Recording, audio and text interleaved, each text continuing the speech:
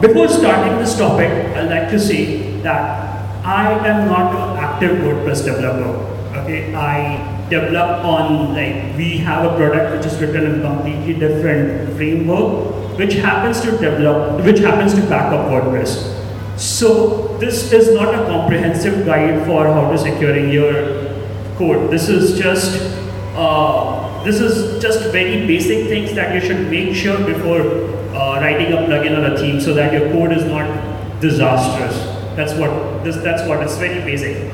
So what things should you do? Checking user capabilities. So we all know that WordPress has roles. WordPress assign roles is basically, you can understand it like your Linux system has the file system has groups, right? So if a user belongs to a certain group, they have certain capabilities that a person not belonging to that group might not have. So that's the whole thing. So roles is just a fancy term for explaining groups. So WordPress assigns every user role automatically. Okay, so when you log into your admin, you either log in as the administrator. If you have administrator, you have basically access to everything that can be done with only admin. You could be a publisher, you could be an editor, you could be a guest author, like different options that are over there. So understand the role, and whenever you have, so for example, your plugin has this one option to delete a post. So you do not want, if someone is accessing that option, you want to make sure that the user who is trying to delete the post using your code has the permission to do that. So you will check can current user, and then you'll pass the action. This is a helper WordPress function. So you can use the WordPress function to check the user capabilities.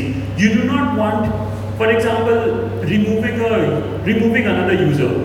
If a user with the author role tries to remove another user, he or she should not be allowed to do that. So if you check whether the current user has the capability, has the permission to do this, so this will make your code much more secure. So you should always check for user roles. And there's just one basic. I did not want to add the whole example because the code can be very overwhelming to explain in a slide. So it's just a basic example. Here you see there's no restriction. If a filter comes for the content generate delete link, you just show the delete link.